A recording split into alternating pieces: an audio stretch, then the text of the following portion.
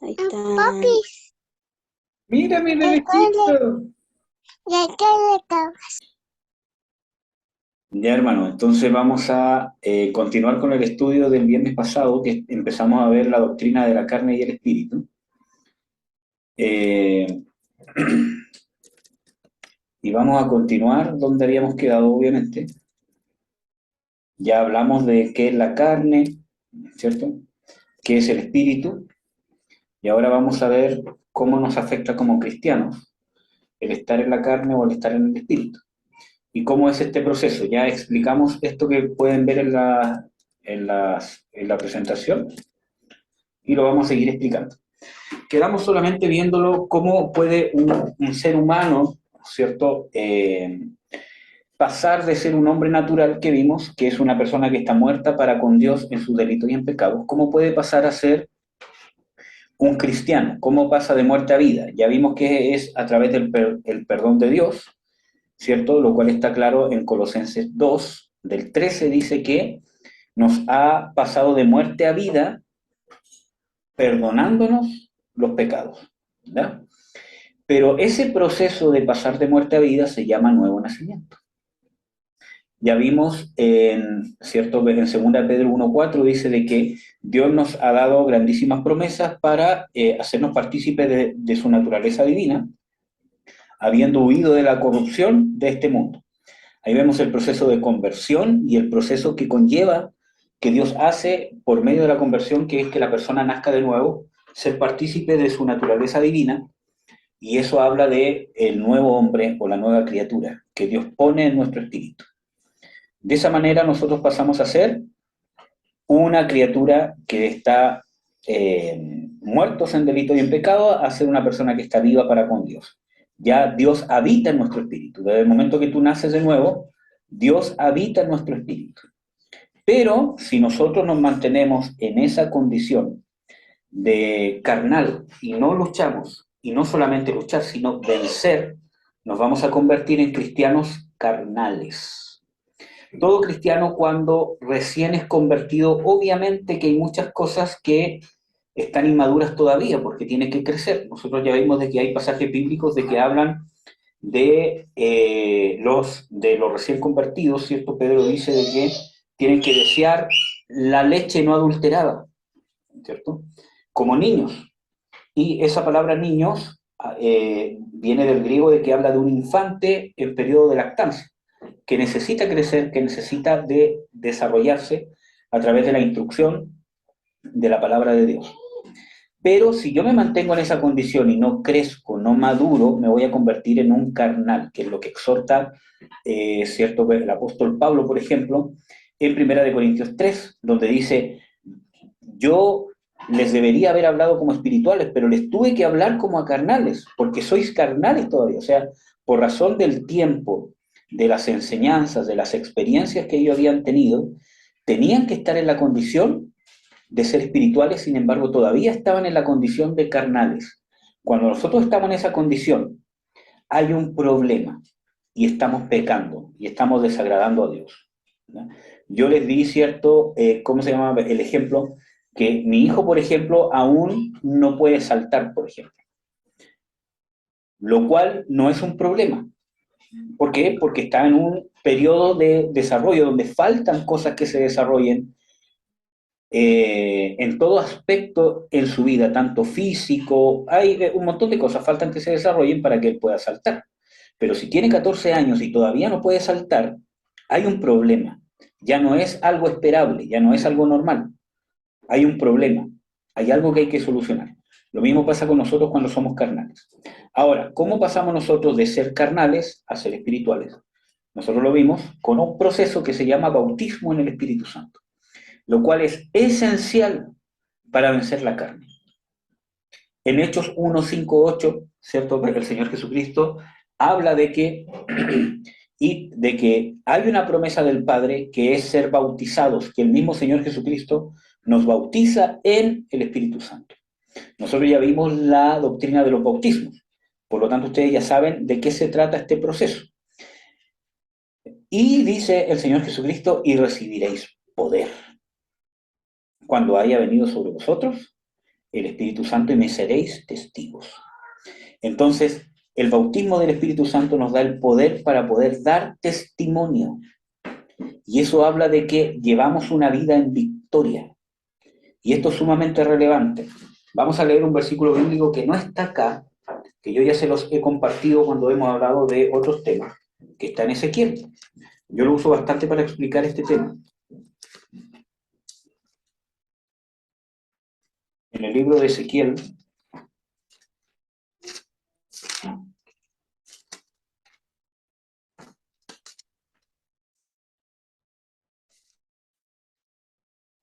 que no lo tenía preparado.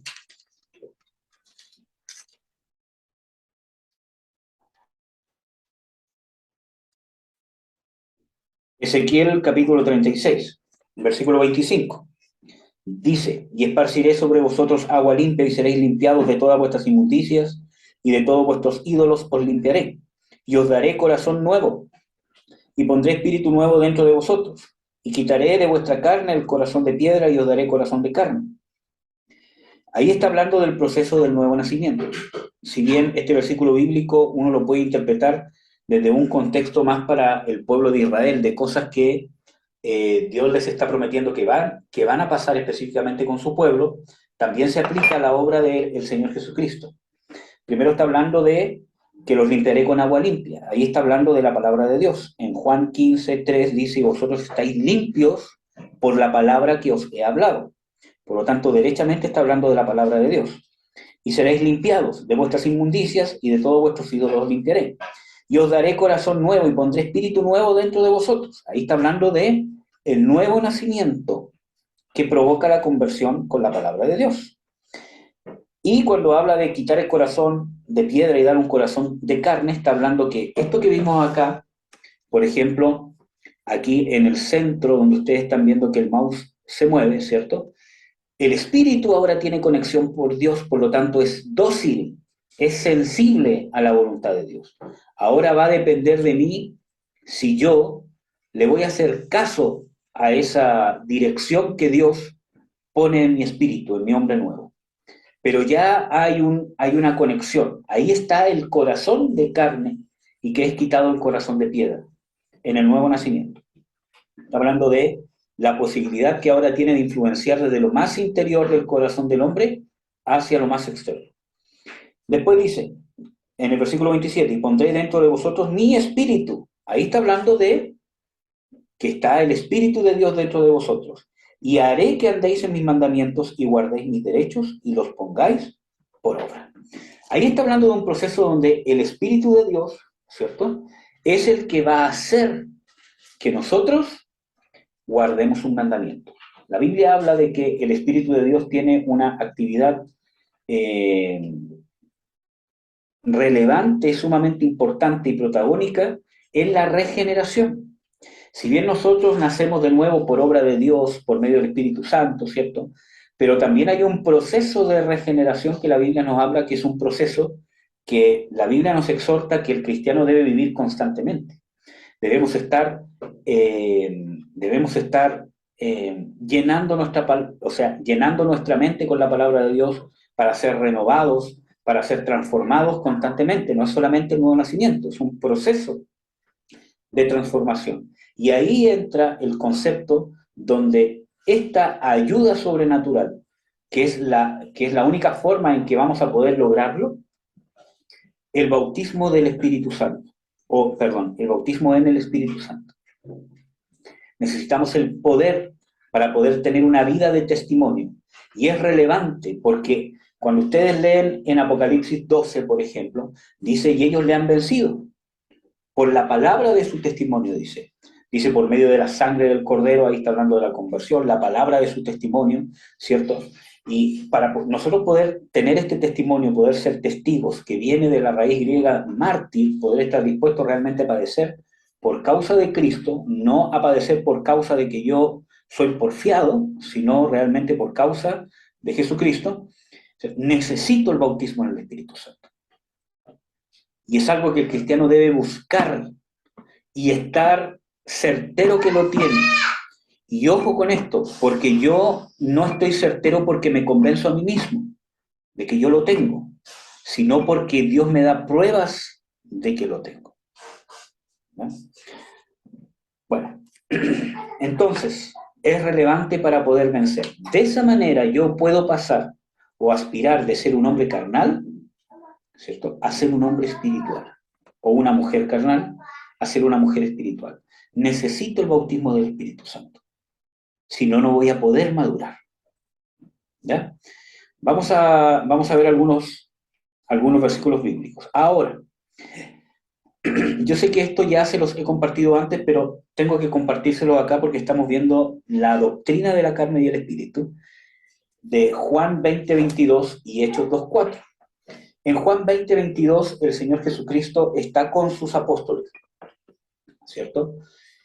Después de haber resucitado y les delega la autoridad que el Padre le había dado.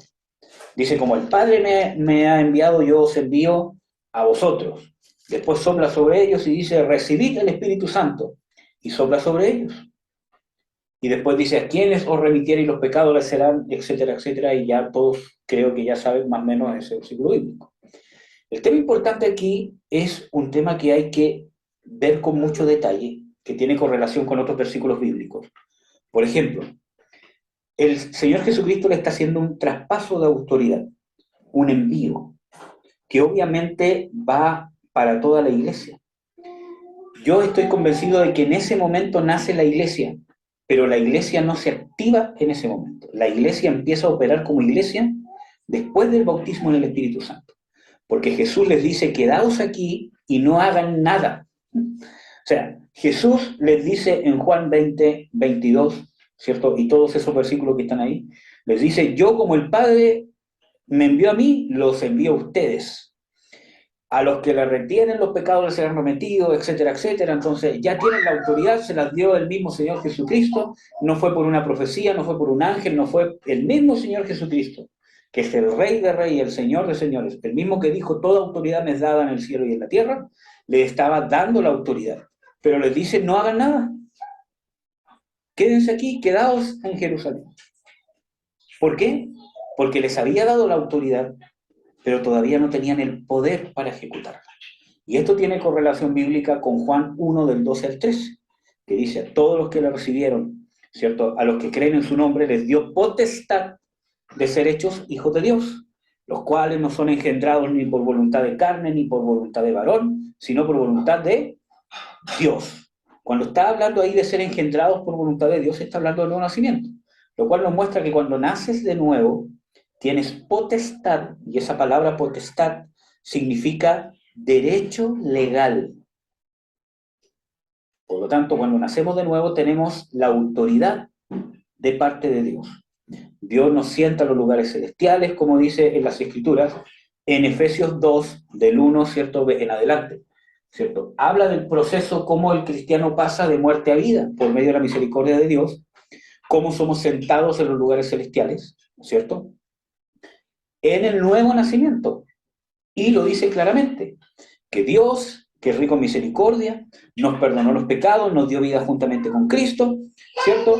Y esto no es de vosotros, sino es don de Dios, y nos sentó juntamente con Cristo Jesús en lugares celestiales. Entonces, en el nuevo nacimiento tenemos la autoridad, pero no necesariamente el poder. Por eso que nosotros vemos en el libro de Hechos por qué los apóstoles se preocupaban tanto que los creyentes recibieran el bautismo en el Espíritu Santo. Porque ellos estaban convencidos de que sin poder no iban a poder vencer. Y eso es algo que se le ha restado importancia en la iglesia. Y nosotros tenemos que saber que es nuestra responsabilidad de cada creyente buscarlo. Jesús dice, Dios, ¿cómo? Dice, si vosotros sabéis dar buenas dádivas a vuestros hijos siendo malos, ¿cuánto más Dios dará el Espíritu Santo a quienes se lo pidieren? Entonces, hay una responsabilidad del creyente de pedirlo. Si no, no podemos vencer. Entonces, vemos que en Hechos 2:4, ¿cierto?, el Señor Jesucristo les dice, quedaos acá en Jerusalén, no mováis y recibiréis la promesa del Padre y recibiréis poder cuando haya venido sobre vosotros el Espíritu Santo.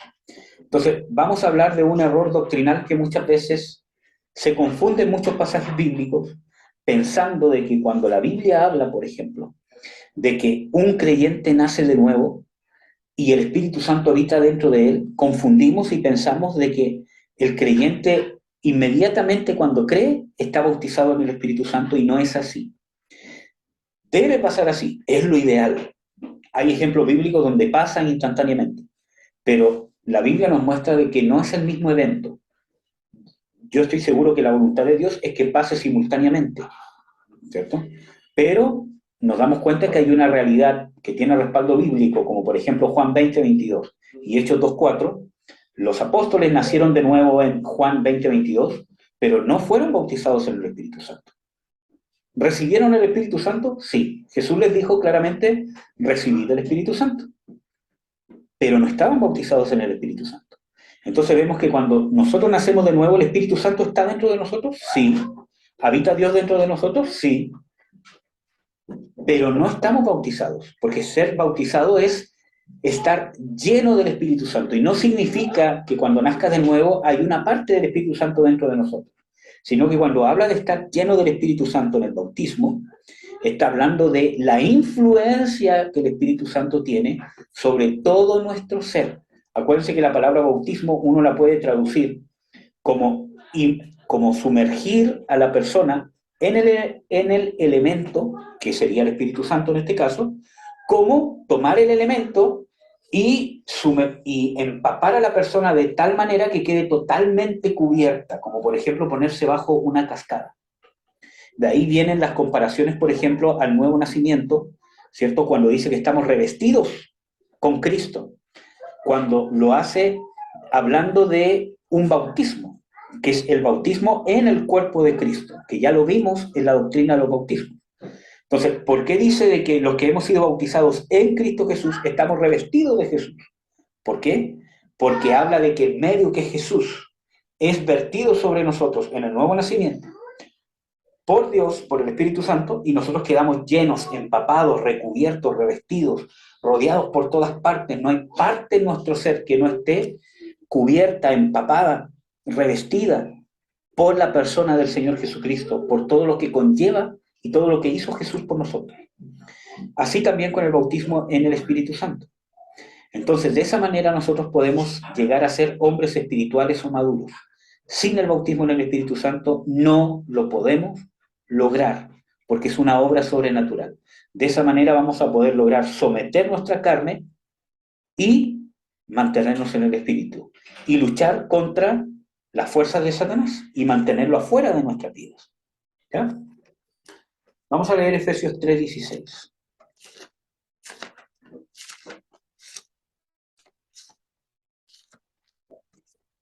Si lo tienes, léelo, no, Fernando. Para que os dé, conforme a las riquezas de su gloria, el ser fortalecidos con poder en el hombre interior por su espíritu.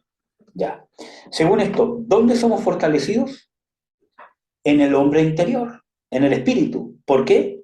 Por su espíritu. ¿Dónde vamos a recibir la fortaleza? En nuestro espíritu, por medio del Espíritu Santo. Necesitamos el bautismo en el Espíritu Santo, que es una circunstancia inicial. Después de recibir el bautismo en el Espíritu Santo, nos tenemos que mantener llenos del Espíritu Santo. Vamos a ver los otros versículos bíblicos, 1 de Pedro 2, del 1 al 2. Y a ver si alguien me puede buscar Gálatas 5:17. A ver si lo puede buscar, Franco, porfa. Y yo busco Romanos 8:13. Fer, ¿encontraste 1 de Pedro 2, 1, 2? Primera de Pedro 2. 1 de Pedro Sí. 2, 1, 2. Desechando pues toda malicia, todo engaño, hipocresía, envidias y todas las detracciones, desead como niños recién nacidos la leche espiritual no adulterada, para que por ella crezcáis para salvación. Ya. Ahí está hablando justamente de lo que yo les conversaba. ¿Por qué aquí yo dibujé una casa?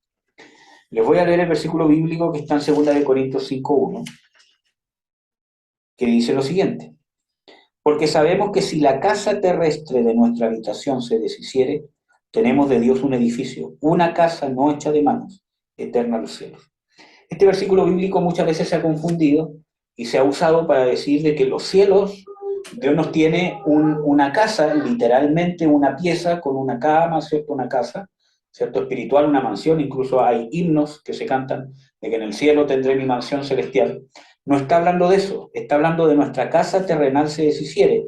Si nosotros leemos el contexto bíblico, después dice de que nosotros buscamos ser revestidos o sobrevestidos de aquella nuestra habitación celestial.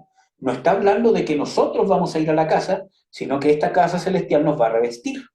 Si leemos el contexto bíblico, que no lo vamos a ver ahora con detalle, pero está hablando de la transformación de nuestro cuerpo en la resurrección o cuando, si es que estamos vivos, ¿cierto?, en la segunda venida, ¿cierto?, o por medio de la resurrección, nosotros vamos a ser revestidos de un cuerpo, dice, a la semejanza del cuerpo glorificado del Señor Jesucristo.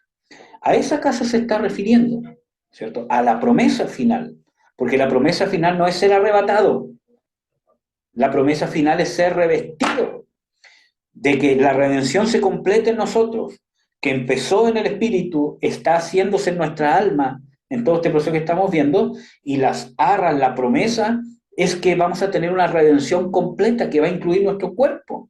¿Cómo vamos a poner más esperanza en un rapto, que es un evento circunstancial, en esperar una promesa que Dios nos hizo de que nos va a sacar para siempre la naturaleza carnal que tanto nos aleja de Dios? En eso deberíamos tener más gozo que en supuestamente ser raptados y ser llevados al cielo, porque la Biblia no dice que vamos a ser llevados al cielo. No lo dice. La Biblia dice claramente de que los que guardan los mandamientos de Dios van a heredar la tierra, no el cielo. Amén. Entonces, segunda de Corintios 5:1 nos habla de que tenemos una habitación, y en esta habitación puede habitar el diablo o puede habitar Dios, ¿cierto? Acuérdense que Dios habita en el espíritu y el diablo habita en la carne.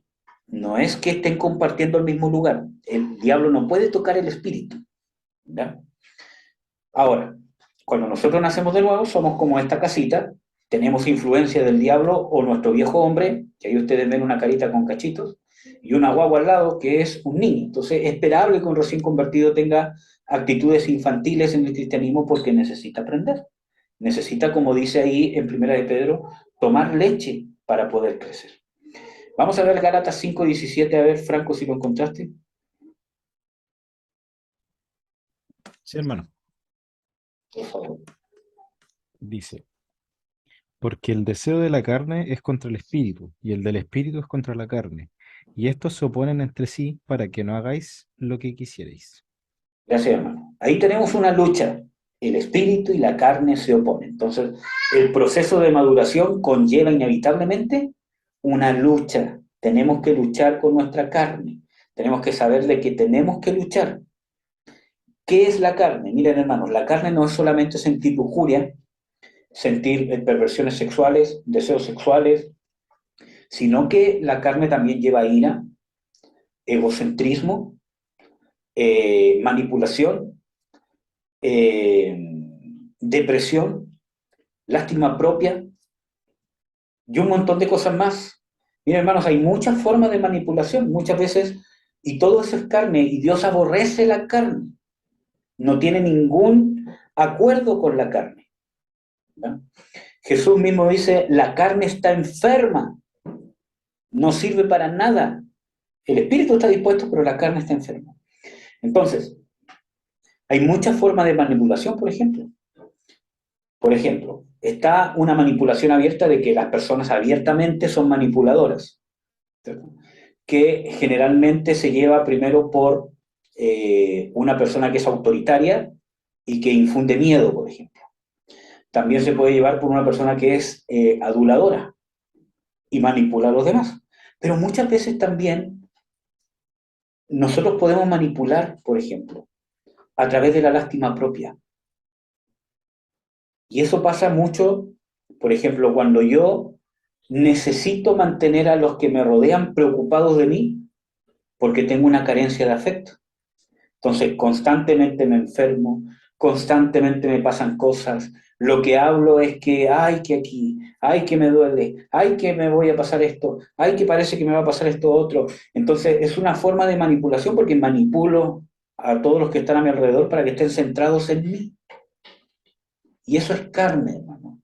Y necesita ser sanado. Porque la mayoría de las cosas que pasan así es porque hay una necesidad, una carencia de afecto, de aprobación.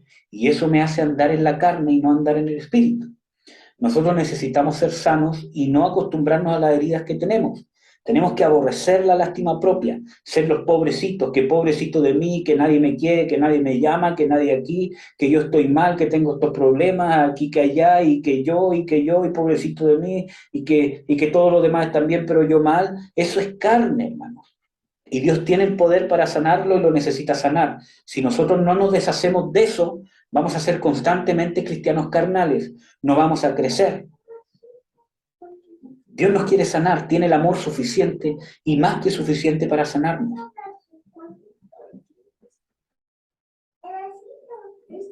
Amén. Amén, hermano. Denme un segundo. Entonces, necesitamos entender que esas cosas es carne también, hermanos. También el sentirme superior a los demás es carne y es peor que la lujuria. El sentirme superior a los demás es peor que la lujuria. Porque miren, hermanos, una persona soberbia, una persona altiva, una persona arrogante, es más difícil de convencer que un borracho, un drogadicto, una persona que tiene, ¿cómo se llama?, problemas con pornografía, con masturbación, con la fornicación, etcétera, etcétera. ¿Saben por qué? Porque la soberbia es un pecado sofisticado. Y Satanás no cayó por un pecado sexual. Ustedes, bueno, los que estaban, ¿cómo se llama? Los que estaban, ¿cómo se llama?, conectados ayer, estaban leyendo el libro de Isaías donde hacía referencia al diablo, ¿cierto? Cómo caíste, oh lucero, ¿cierto? Todo lo demás, y fue por rebelión, soberbia. Se sintió a la altura de Dios. Dice de que tú que quisiste ser como el Altísimo y quisiste subir al trono de Dios ¿cómo se llama? Dijiste, seré como el Altísimo. ¿Cómo tentó la serpiente a Eva? ¿Cómo se llama? Fue claro cuando dijo, Dios sabe que si coméis de este fruto seréis como dioses. Nuestra carne es aliada de Satanás, desea lo mismo. Nosotros deseamos ser dioses, deseamos tener el lugar de Dios, la autoridad de Dios sobre nosotros mismos, y nosotros no la tenemos. Y eso no significa que yo, ¿cómo se llama?, necesariamente crea que soy un Dios, ¿cierto? Y que me adoren, que se postren ante mí, ¿cierto? Porque entré a la casa, hablé y todos tienen que decir hola. Bueno, ¿cómo se llama? Hay gente así, que dice yo soy el profeta de Dios, por ejemplo, y habla y Jehová dice así y todos se tienen que postrar, lo cual es una barbaridad. Sino que no necesariamente es eso creerse Dios. Si nosotros vemos la tentación de Eva, es cuando yo creo que tengo, ¿cierto?, la autoridad para decidir lo que es bueno y lo que es malo. Dios nos ha dado la libertad de escoger lo que es bueno y malo, pero no de determinar lo que es bueno y malo. Dios dice claramente en su palabra, he puesto delante de ti la bendición y la maldición. Si guardas mis mandamientos, te voy a bendecir. Pero si los desobedeces, ahí está la bendición. O sea, ahí está la maldición. Pero el ser humano no tiene la autoridad de determinar qué es justo y qué es injusto. Tiene la libertad permisiva de Dios de escoger si va a aceptar la justicia o va a vivir en injusticia.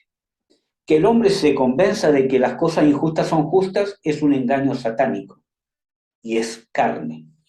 Amén, hermanos. Entonces, la soberbia, la altivez se puede manifestar de muchas maneras. No solamente una persona que anda con el cuello erguido y que habla así, ¿cierto?, que yo soy mejor que ustedes, sino que la soberbia es un pecado sofisticado. Y los demonios que operan detrás de la soberbia son demonios sofisticados. Cuesta sacar. Miren, hermanos, cuando yo he ministrado los demonios que más me ha costado sacar son los espíritus de soberbia, los espíritus de arrogancia. Muchas veces he estado en ministraciones que han durado toda la noche, desde las 1 de la noche hasta las 5 de la mañana. Y yo no ministro más de 1 hora, pero en esas circunstancias Dios me dijo, sigue. Perdón, golpeé la mesa. Me dijo, sigue. Y es difícil de sacar.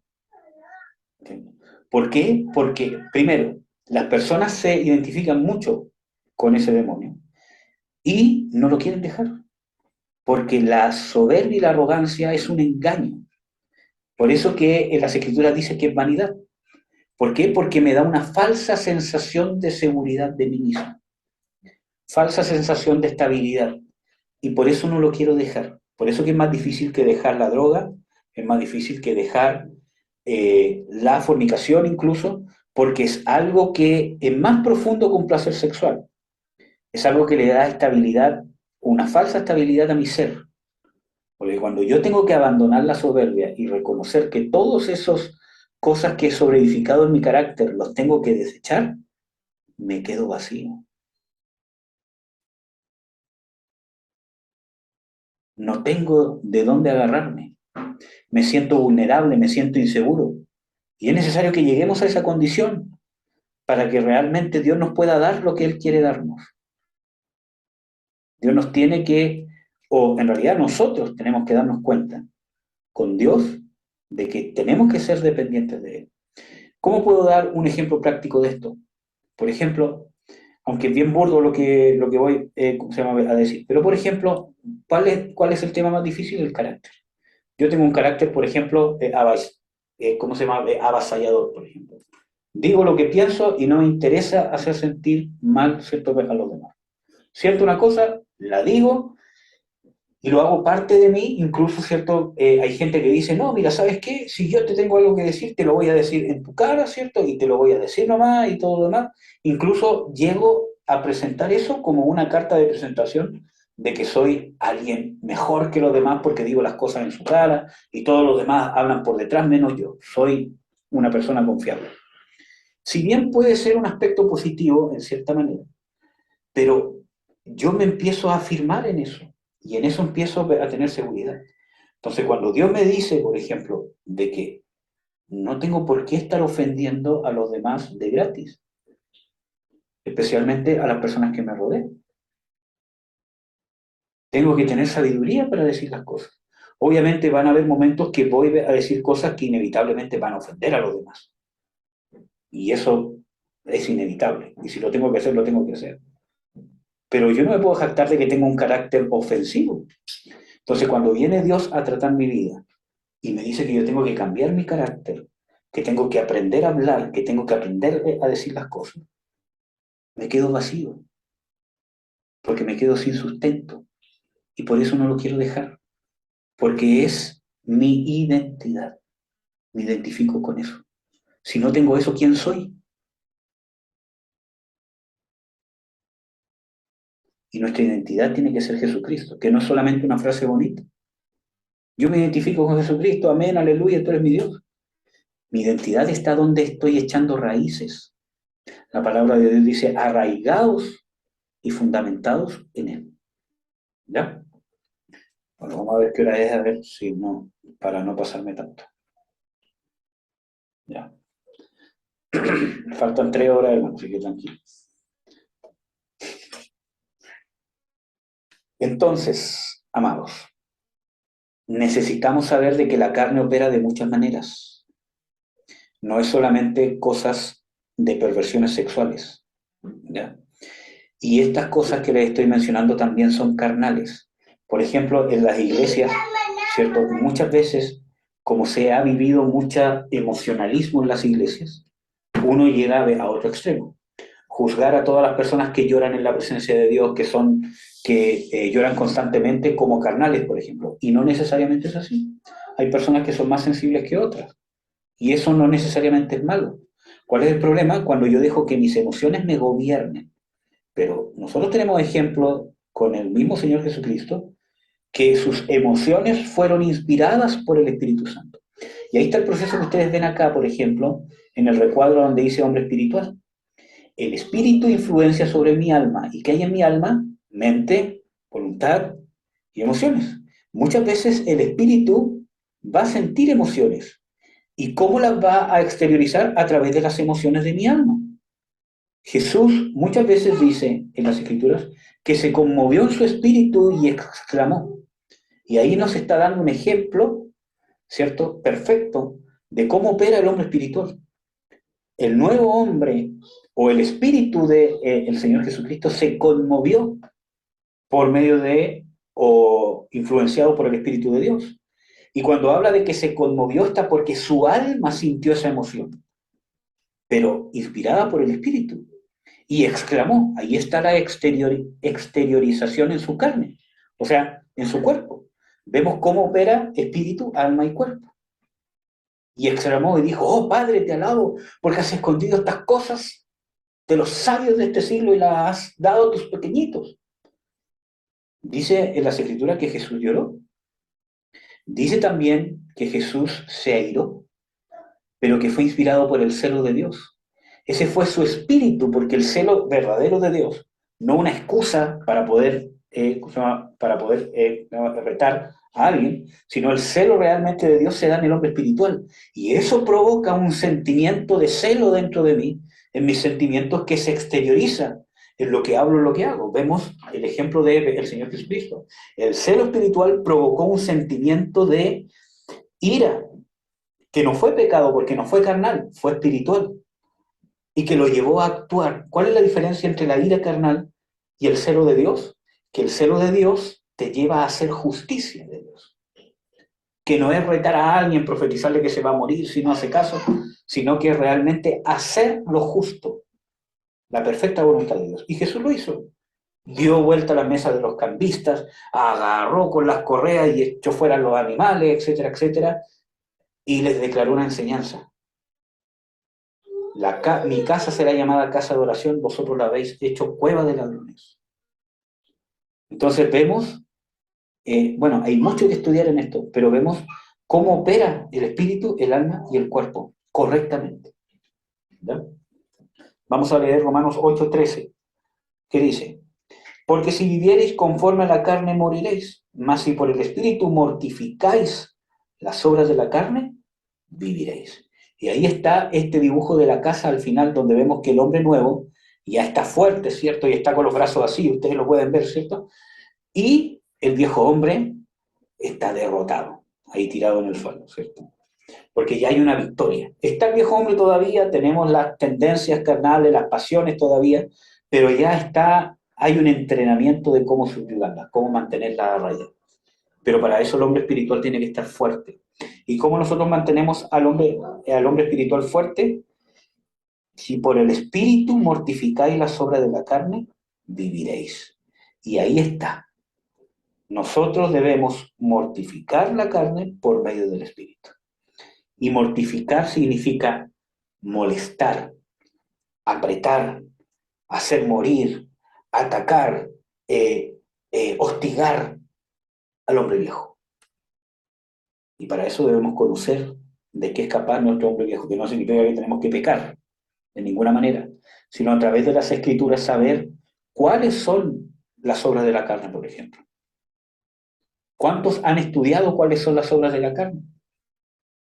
¿Saben cuáles son? ¿Dónde están en las Escrituras? Sí, sí sé dónde están en Gálatas 5. Ya, ¿las has estudiado una por una? ¿Te has dado cuenta que ahí dice, y por otras cosas como estas, no heredarán el reino de Dios? ¿Ven cómo todo tiene correlación? Nosotros hemos estado hablando del reino de Dios, de los herederos del reino, ¿cierto? De que cuando nacemos de nuevo, ¿cierto? Pasamos a ser herederos, tenemos el derecho legal de herederos. Pero en Gálatas 4 nos habla de que el niño, mientras es inmaduro, es heredero de todo, pero está bajo cuidadores y no se diferencia en nada de un simple esclavo. No tiene ninguna parte en la herencia, aunque es heredero de todo. Entonces, ¿qué nos impide heredar? Si en Gálatas 5 dice de que, y por cosas semejantes no entrarán en el reino de Dios. Las obras de la carne nos impiden heredar, vivir, experimentar el reino de Dios, nos impiden reinar. Nos impiden reinar, amados. Por lo tanto, necesitamos vencer la carne. Necesitamos el bautismo en el Espíritu Santo. Necesitamos mantenernos en la llenura del Espíritu Santo. Mantener a raya la carne. Por eso no vivimos en el reino. Por eso, miren hermanos, nosotros deberíamos vivir la sanidad divina física. Y debería ser algo cotidiano para nosotros. Y no lo es en la iglesia de hoy en día. ¿Y saben por qué? Porque no vivimos en el reino. Vivir en el reino no es solamente saber del reino, o sentir un par de cosas, o tener algunas experiencias espirituales. Nosotros deberíamos vivir la provisión sobrenatural de Dios. Y no la vivimos. Nosotros deberíamos vivir, miren, estoy dando el estudio de los ángeles que ustedes pudieron compartir conmigo el otro sábado, y para nosotros, debería ser cotidiano, y no lo es. ¿Por qué? Porque nos faltan los requisitos, y Dios quiere que vivamos los requisitos. Yo les he dicho siempre, la iglesia descrita en Hechos es el estándar mínimo al que tiene que llegar la iglesia. Porque nosotros vemos en el libro de Hechos muchos errores de la iglesia primitiva también. Y ni siquiera al estándar mínimo hemos llegado. Y eso parte por nosotros en nuestro corazón. Tenemos que nosotros saber que debemos dar esta lucha. Ser bautizados en el Espíritu Santo, hermanos. Realmente. Las evidencias del bautismo en el Espíritu Santo es que empiezo a vivenciar el reino. No lo que creo que es el reino, sino el reino sobrenatural. No las cosas que conozco del reino. Miren, hermanos, por ejemplo, en el libro de Hechos, y esto no está acá en la presentación, pero en el libro de Hechos habla de los creyentes de Berea. Pablo predica en Tesalónica y es perseguido por la mayoría de las personas, aunque sí hubieron pocos convertidos, pero después se encuentra en Berea y dice que los bereanos, ¿cierto?, eran más dignos que los de Tesalónica.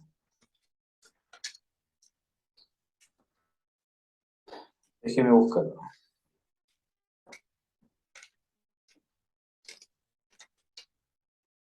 En el libro de Hechos.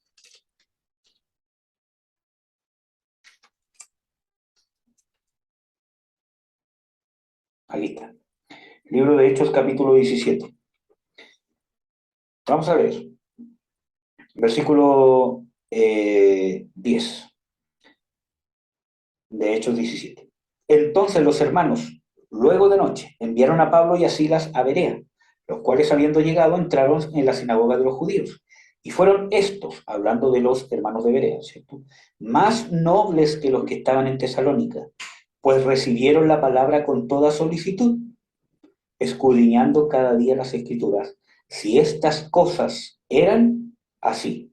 Así que creyeron muchos de ellos, y mujeres griegas de distinción, y no pocos hombres. Vamos a analizar un poquito este versículo para que veamos qué relación tiene con el reino de Dios, con la carne. Primero, dice de que los de Berea fueron más nobles, obviamente, que los de Tesalónica, que estaban persiguiendo a Pablo, y si ustedes siguen leyendo los versículos, se van a dar cuenta que llegaron a Berea a perseguirlo todavía. Entonces, dice, recibieron la palabra con toda solicitud. Lo que estaba predicando Pablo, ellos lo recibieron. No es que lo cuestionaron, ¿cierto? Decir, a ver, espérate, Pablo, vamos a ver si es cierto lo que estás diciendo, y ahí lo recibimos. Dice que lo recibieron con solicitud. Y cuando habla de que eran más nobles, habla de la condición de su corazón, que realmente era gente que quería seguir a Dios, quería guardar los mandamientos de Dios, quería conocerlo, pero no tenía la oportunidad de conocerlo, de conocer el reino de Dios hasta que llegó Pablo. Entonces, recibieron la palabra con toda solicitud, escudriñando cada día las Escrituras si estas cosas eran así. ¿De qué cosas está hablando? ¿Está hablando de necesariamente las cosas que solamente Pablo decía? No. La mayoría de las personas interpreta este versículo bíblico de que en las Escrituras escudriñaba las Escrituras para ver si las cosas que decía Pablo eran ciertas. Y eso muchas veces inspira un espíritu religioso de que, tengo que escudriñar, porque si no escudriño. Y es cierto, nosotros tenemos que escudriñar las Escrituras y no tragarnos cualquier cosa que nos dicen. Si no está en la palabra de Dios, no es de Dios y punto. Es cierto, pero no está enfatizando necesariamente eso. Aunque sí fue así, pero no lo está enfatizando de la manera que muchas veces se le da a este versículo bíblico. ¿Qué evangelio predicaba Pablo? Lo dicen innumerables pasajes bíblicos en el mismo libro de Hechos, el evangelio del reino. Pablo dice, y me he desgastado la vida, he pasado por todas sus casas, y ustedes saben que es así, predicando el reino de Dios y el arrepentimiento y la fe para con Jesucristo. En las cartas de Pablo dice de que yo no he predicado vana palabrería. Por lo tanto, no solamente estaban ellos confirmando las palabras que dice Pablo, porque Pablo dice, yo no les he predicado con vana palabrería, para que la fe no sea fundada en sabiduría de hombres, sino con demostración del poder de Dios, con hechos, señales, milagros. Incluso él reta a las personas que su corazón se había enaltecido, ¿cierto? Decían, es que Pablo lo que predica dice, iré a vosotros con espíritu de mansedumbre o con espíritu para reprenderlos. Y veré si las palabras de los que están diciendo, porque tanta palabra, jactancia, todo lo demás, si las palabras tienen el poder de Dios. Porque el reino de Dios no consiste en palabras, sino en poder. Demostración del poder de Dios por medio del Espíritu Santo. Entonces, ¿qué evangelio predicaba Pablo? Iba acompañado con señales sobrenaturales. El mismo libro de Hechos nos dice de que Dios hacía señales poco comunes por medio del ministerio de Pablo. O sea, aparte de los milagros que ya eran comunes en los discípulos del Señor Jesucristo, en los demás apóstoles, en Pablo hacía milagros que salían de lo común, más encima. Entonces, ¿qué estaban ellos escudriñando si estas cosas eran así?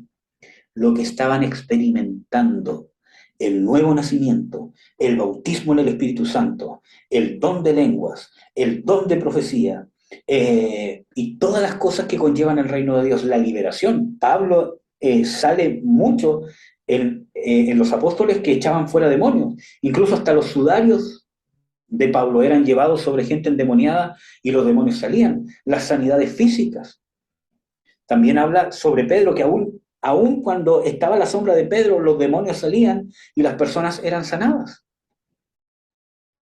Entonces, el Evangelio se vivía de esa manera y se debe vivir de esa manera. Y para eso necesitamos el bautismo en el Espíritu Santo, si no vamos a ser igual de inefectivos que la mayoría de la iglesia es ahora.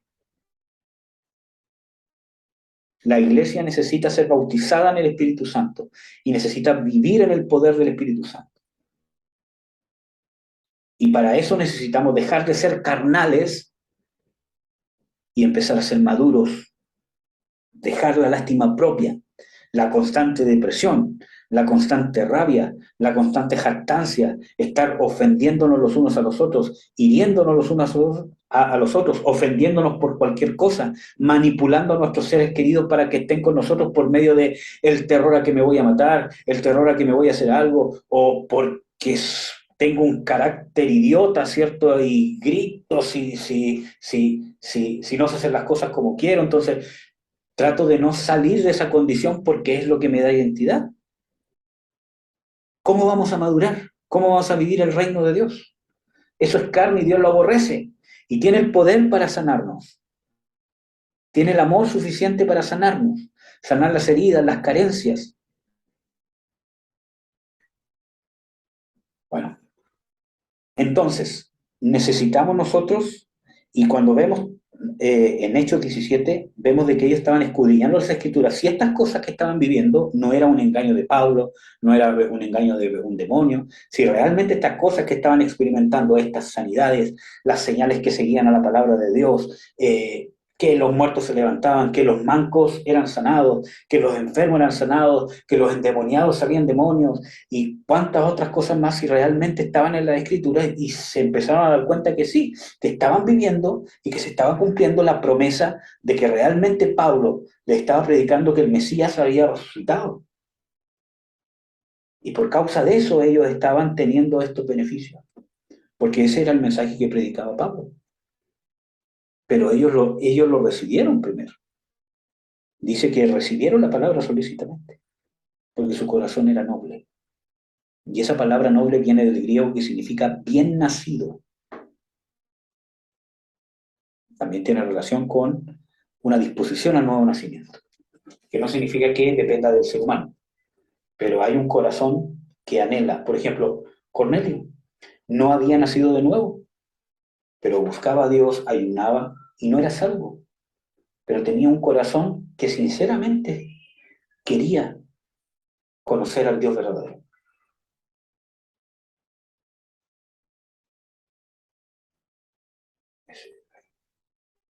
Y Dios tuvo misericordia y lo sanó y lo salvó. ¿Ya? Lo hizo nacer de nuevo y no solo eso, lo bautizó en el Espíritu Santo, a él y a todos los suyos. ¿Amén? Necesitamos entender esto. Vamos a seguir para no alargarme más con esto.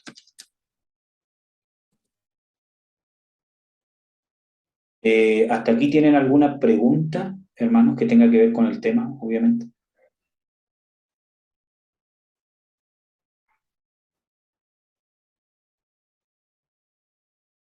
De mi parte todo claro, hermano. No, hermano, ninguna duda. Ninguna duda, hijo. ¿Cómo se llama? Les voy a pedir que me den un segundo, ¿ya? Vuelvo al tema.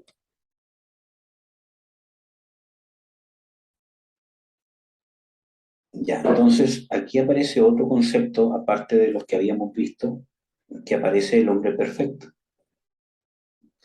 El hombre perfecto, ¿cierto?, es a lo que nosotros aspiramos, ¿ya?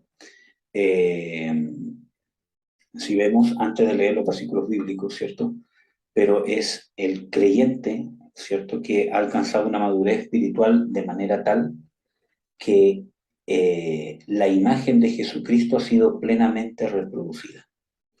Vemos de que está el hombre, el espíritu, el alma y el cuerpo, pero la influencia del Espíritu Santo está completamente arraigada en todo su ser.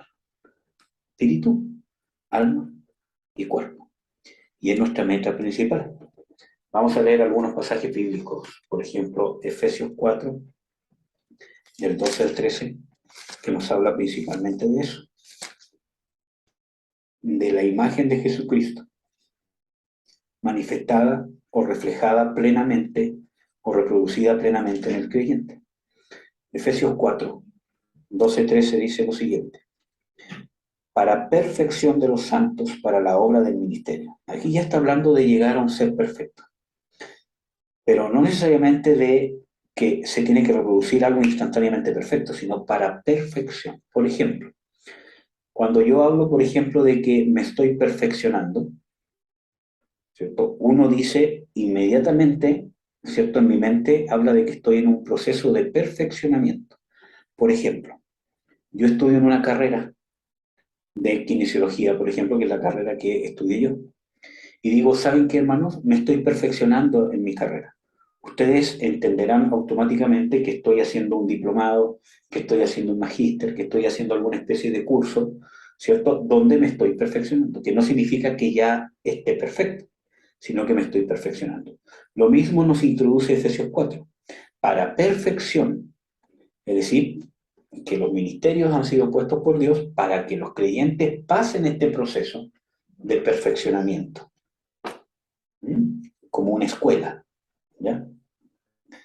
Bueno, eso es lo que dice el versículo 12, para la obra del ministerio, para la edificación del cuerpo de Cristo, hasta Y ahí está el hasta, o sea, hasta yo voy a ser perfeccionado para llegar a una meta. Si yo me perfecciono en kinesiología, hago un diplomado, ¿cierto? Como les decía, es para alcanzar una meta. Si yo hago un diplomado, ¿cómo se llama? Pónganlo ustedes, en salud pública, yo me estoy perfeccionando mi carrera, estoy perfeccionando mi perfil profesional, pero voy a llegar a la meta de alcanzar, ¿cierto? Un rango superior, alcanzar el conocimiento necesario, las herramientas necesarias, tanto las habilidades que me van a enseñar como el título que lo va a respaldar, ¿cierto? Para poder gestionar en el área de salud pública. Estoy dando un ejemplo, ¿cierto? Aquí también dice, hasta que todos lleguemos a la unidad de la fe. Primer hasta de alcanzar este periodo o este proceso de perfeccionamiento, que es que estemos perteneciendo al cuerpo de Cristo, hasta que lleguemos a la unidad de la fe, o sea, que lleguemos a una fe, no que todos creamos lo mismo, sino a la unidad de la fe de Jesucristo, a la unidad de la fe que Dios espera que tengamos. Porque muchas veces, por ejemplo, nosotros podemos tener una misma fe, pero no necesariamente es la fe que Dios quiere que tengamos. Quizás está cercana, pero quizás no es la fe que Dios quiere que tengamos. Entonces, cuando habla de la unidad de la fe, es cuando nosotros alcanzamos la fe que Dios desea, la cual debería tener todo creyente. ¿Ya? Segundo punto, y del conocimiento del Hijo de Dios. Y cuando habla de ese conocimiento del Hijo de Dios, no es solamente escritural, sino un conocimiento experimental, que yo experimente a Jesús en mí.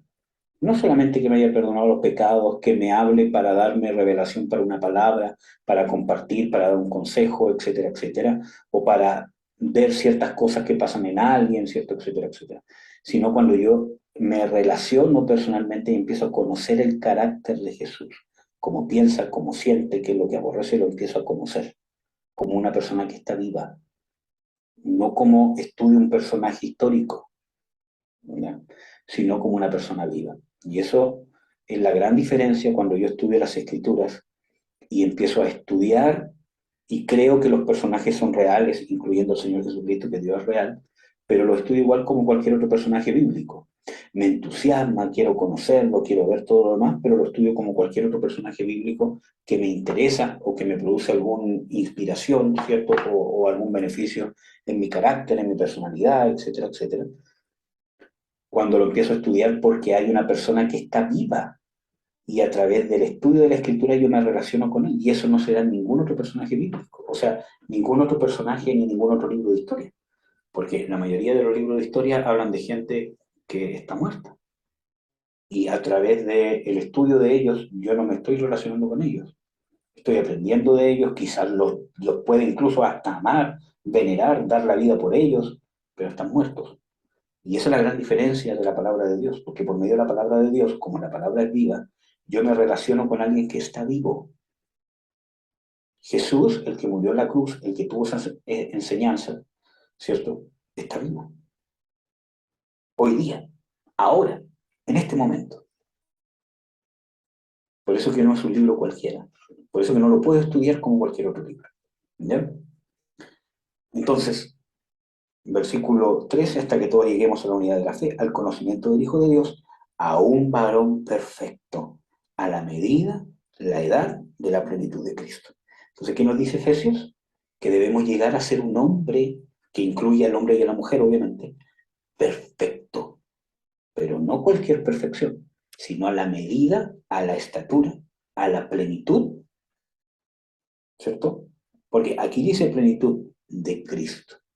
Por eso que es la plenitud. No es que haya áreas en mi carácter que aplico el carácter de Cristo y otras áreas todavía me faltan. El hombre perfecto ha llegado a la plenitud. Y eso se va a cumplir en la segunda venida del Señor Jesucristo. Ay, hermanos, si se va a cumplir en la segunda venida del Señor Jesucristo, ¿para qué luchar por llegar si se va a cumplir cuando llegue? Es porque los que van a alcanzar eso van a ser los que van a estar aspirando a que esto se haga ahora ya. ¿No lo dice Pablo en Filipenses 3? Yo no pretendo haberlo alcanzado ya, sino que prosigo a la meta, al supremo llamamiento. Y esos son los perfectos. Pablo no se consolaba con, cuando venga Cristo, Él me va a sacar la vieja naturaleza, me va a sacar la carne, ya no voy a tener lucha. No, él luchaba por alcanzar, hacer todo lo que estuviese en sus medios, por manifestar a plenitud el carácter. Esa es la pregunta más importante. ¿Actúas como Jesús? Y eso es lo que nosotros tenemos que aspirar y luchar. Amén, hermanos. Entonces, bueno, ya no podemos ver la diapo, ¿cierto? Pero yo creo que entienden el hombre perfecto. Después, si ustedes quieren, pueden ver el video con más calma o me pueden pedir las diapos. El que me las pida yo se las puedo pasar para que puedan revisar los versículos bíblicos y estudiarlos con más tiempo. Vamos a terminar, ¿cierto? No vamos a poder analizarlo a cabalidad, pero yo les voy a dar los versículos bíblicos y les voy a dar la tarea de estudiarlos. No los vamos a leer porque si no nos vamos a demorar mucho. Pero, ¿qué tenemos que hacer con el hombre viejo? Porque ya, hermano, ya nos explicó todo lo demás. Primero, despojarlo. Despojar significa desposeer por medio de un acto violento. Desposeer significa que le quito las armas que mi enemigo posee. A la carne, al hombre viejo, le tengo que quitar las armas que tiene en contra mía con un acto violento. ¿Cómo hago eso? Por ejemplo, Efesios 4:22, por ejemplo, dice, y despojaos del viejo hombre que está viciado con los deseos de error, y revestidos del nuevo, el cual fue creado según la imagen del que lo creó. Entonces, y Pablo inmediatamente dice, el que mentía, dejad la mentira, hablad verdad cada uno con vosotros. El que robaba, no hurte más. Entonces, ahí está el acto violento. Yo mentía, tengo una tendencia a mentir, lo dejo de hacer con un acto violento. Me va a costar. Si yo tengo lástima propia y manipulo a todos, ¿cierto? Con el temor de que me va a pasar algo, constantemente estoy enfermo, tengo que luchar en contra de eso, tengo que tomar una actitud activa. Cuando sienta la tendencia a hacer eso, cuando me dé cuenta que lo está haciendo, tengo que decir, no, no lo voy a hacer. Y lo dejo de hacer en ese momento. Y ahí me estoy despojando del viejo hombre y me visto de nuevo. Que es la otra parte, hablar verdad. Entonces, ¿qué hago? En vez de hacer eso, ¿cierto? Hago lo contrario, lo que Dios me dice. Ser una persona de paz, que no manipula, que confía en Dios, que no dependo de que la gente me ame, que me quiera y que esté pendiente de mí, porque Dios me ama, Dios me quiere y Dios está pendiente de mí. Ahí ustedes después pueden revisar en Colosenses 3, del 8 al 9, 1 Pedro 2, 1. ¿Qué más dice? ¿Qué más se hace con la carne? Se mortifica. Romanos 8:13, que ya lo vimos, dice, mas si hacéis morir las obras de la carne por el Espíritu, viviréis. Mortificar significa privar de vitalidad alguna parte del cuerpo, atormentarlo, molestarlo, ¿cierto? Entonces, ¿cómo yo mortifico la carne? Haciendo las cosas del Espíritu. Tengo resentimiento, ¿qué hago? Perdonar. Tengo orgullo, yo me humillo y yo pido perdón. Cuando no tengo ganas de orar, ¿qué hago? Oro, molesto a la carne. La carne no tiene ganas de orar, voy a orar, voy a hacer lo que no quiere que haga.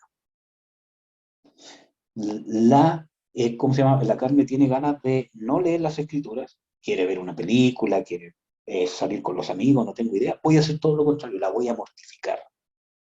Voy a leer la escritura, voy a cantar alabanzas.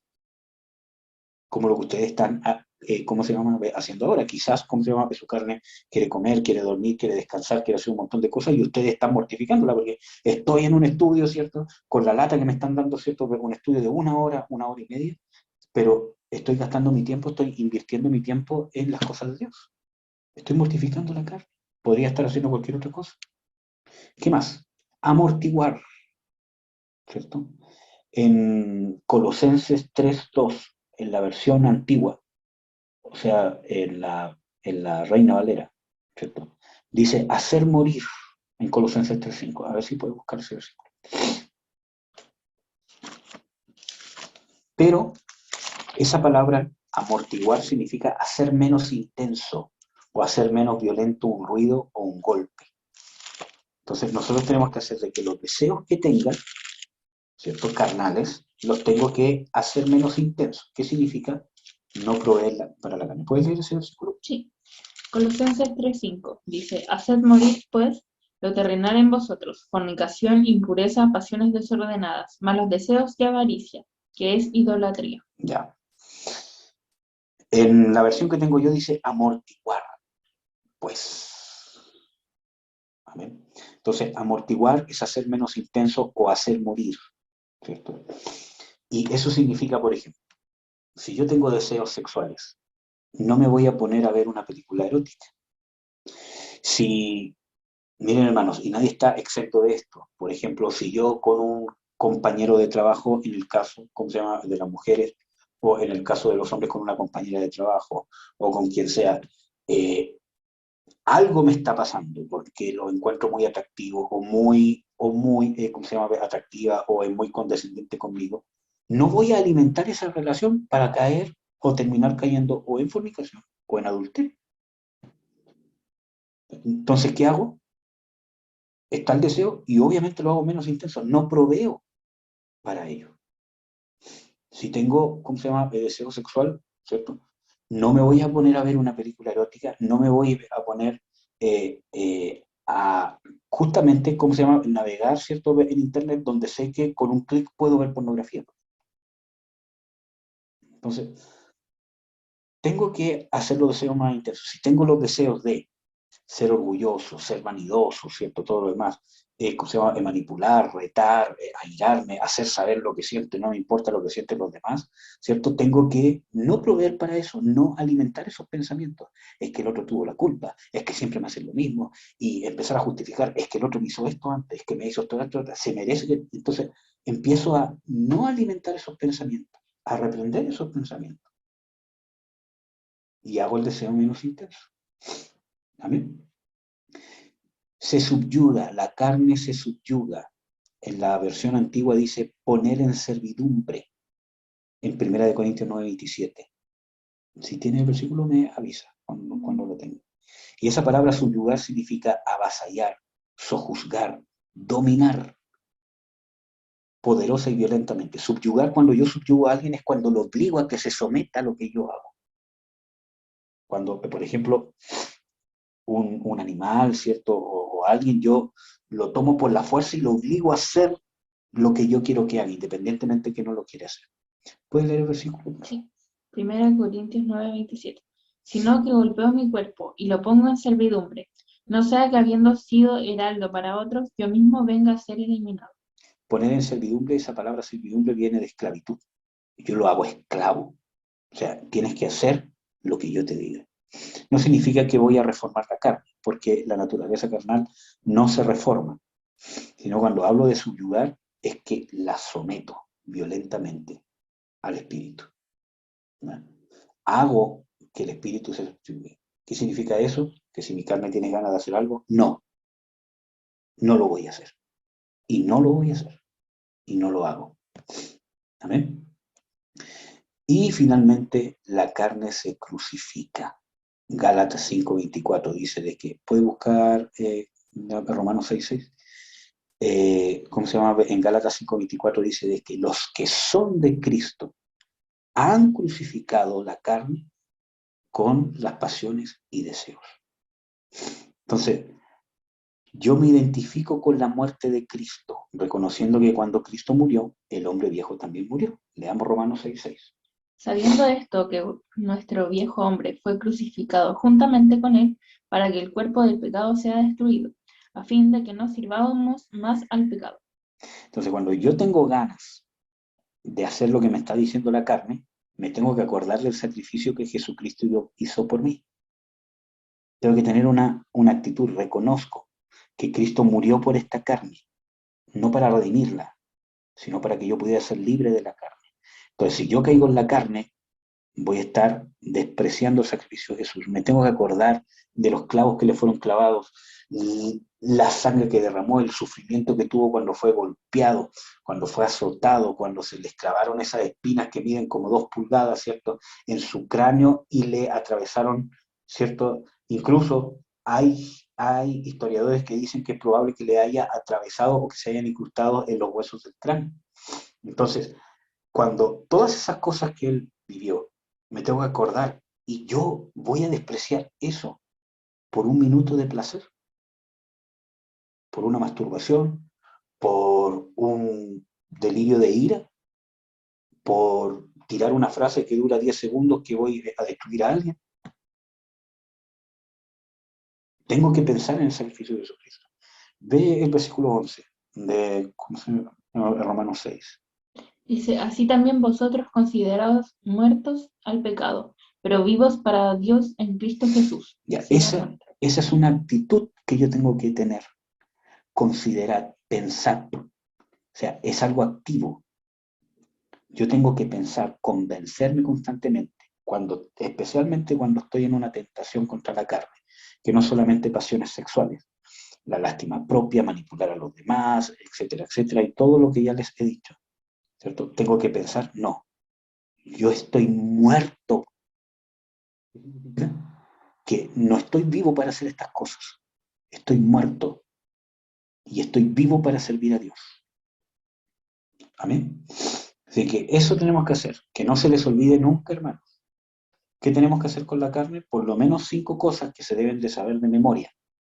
Despojar al viejo hombre, mortificar al viejo hombre, amortiguar ¿cómo se llama? Hacer morir al viejo hombre, subyugar al viejo hombre y finalmente crucificarlo. Amén. Apréndasela de memoria. Hay más, quizás podemos encontrar algunas otras, pero estas son las principales. Amén, hermanos.